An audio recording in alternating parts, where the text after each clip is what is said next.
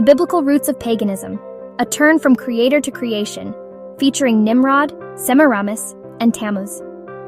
According to the Bible, the origins of paganism are rooted in humanity's rebellion against God and a deliberate turning away from the worship of the one true creator to the veneration of created things. This departure is principally illustrated in the events following the Great Flood, most notably at the Tower of Babel, a significant, though largely extra-biblical narrative that seeks to explain the development of this organized false religion centers on the figures of Nimrod, his wife Semiramis, and her son Tammuz.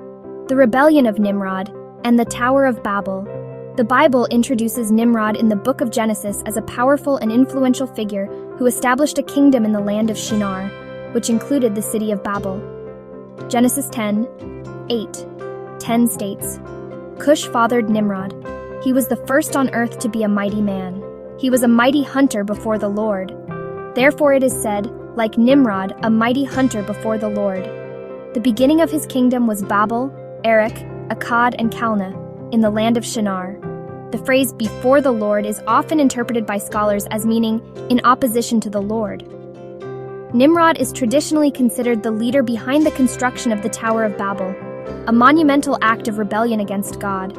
The people sought to build a tower to the heavens to make a name for themselves and prevent being scattered, directly defying God's command to fill the earth.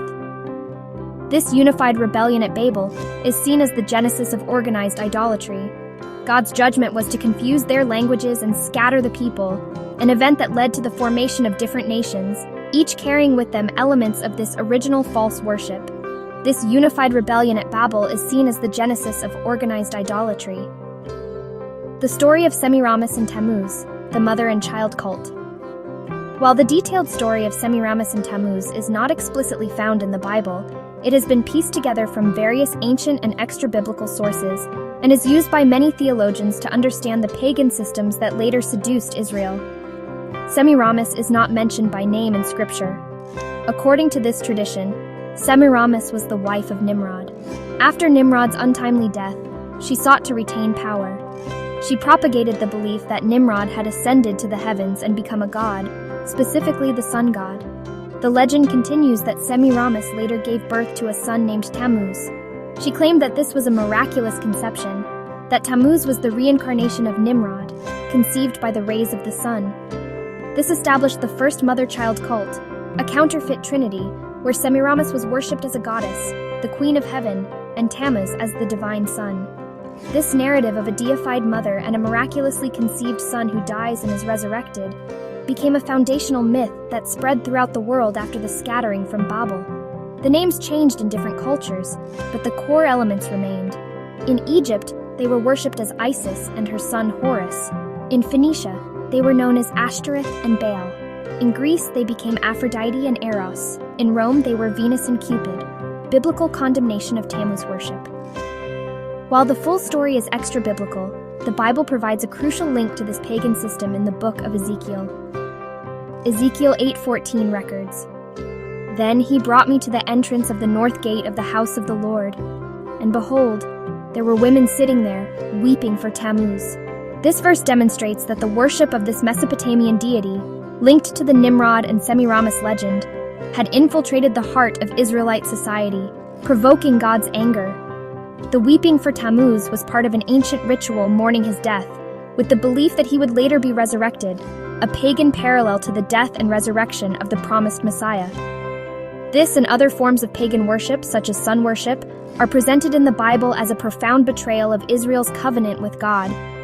This and other forms of pagan worship, such as sun worship, Ezekiel 8:16, are presented in the Bible as a profound betrayal of Israel's covenant with God. This and other forms of pagan worship, such as sun worship, Ezekiel 8:16, are presented in the Bible as a profound betrayal of Israel's covenant with God. A significant tradition links Nimrod, Semiramis, and Tammuz as the originating mythmakers of organized pagan mother-child worship. Over centuries and across cultures, the core pattern repeated: a powerful leader deified, a queen or mother worshipped, and a divine child central to rites of death and renewal. The names changed, but the core elements remained across Egypt, Phoenicia, Greece, and Rome. The names changed in different cultures, but the core elements remained. The Bible, while not giving the full extra-biblical legend, records the reality of these practices entering Israel and drawing prophetic condemnation. Ezekiel's vision shows these abominations taking place even in the temple, demonstrating how far the people had strayed. This departure from creator to creation was not merely cultural but theological. Worship replaced covenant. Prophets framed these practices as betrayals of the covenant relationship between God and his people. The consequence of turning from the creator was social fragmentation, spiritual corruption, and persistent idolatry. Yet scripture also implies restoration when the people return to faithfulness. For Bible study groups, this history is a reminder to distinguish worship of the Creator from reverence for created things. It calls for careful teaching, historical awareness, and attention to how rituals and symbols function in faith communities. Nimrod as the ambitious ruler, Semiramis as the power-retaining queen, Tammuz as the divine child. Together they form the legend used to explain pagan mother-child worship. All of this is traced back in tradition to the rebellion at Babel and the human desire to replace God with created power. The Bible frames idolatry not simply as error, but as a turning of the heart away from the Creator. Understanding these origins helps communities guard against subtle forms of replacing God with symbols, leaders, or created things. Sun worship and mother-child cults are emblematic of worship turned toward creation. True worship reorients the heart toward the Creator, not the created. The story connecting Nimrod, Semiramis, and Tammuz is extra-biblical in parts, yet biblical texts like Ezekiel show the real-world penetration of such practices. For students of Scripture, historical perspective and careful exegesis help distinguish cultural legend from biblical teaching while recognizing the practical threats of idolatry. May study lead to discernment and renewed commitment to worshiping the Creator alone. Sources: